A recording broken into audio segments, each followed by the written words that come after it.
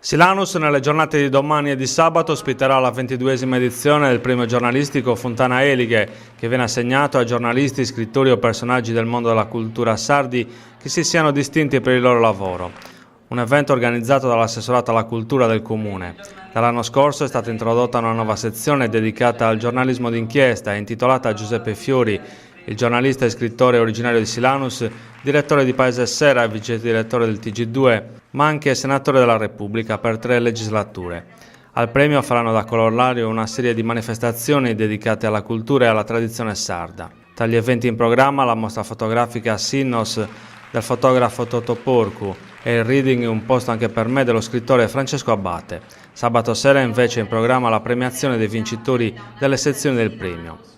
Concluderà la serata, che si terrà presso l'anfiteatro comunale, la degustazione di prodotti tipici e l'esibizione dei gruppi folcloristici locali. All'evento parteciperanno alcuni giornalisti della stampa nazionale, da Gian Antonio Stella, giornalista e scrittore del Corriere della Sera, fustigatore della casta, alla giornalista di Repubblica Simonetta Fiori, figlia di Giuseppe. La nuova edizione del premio ospiterà grandi nomi del giornalismo sardo e nazionale e non mancheranno iniziative culturali di alto livello, ha spiegato l'assessore alla cultura del comune di Silanus Dario Masala.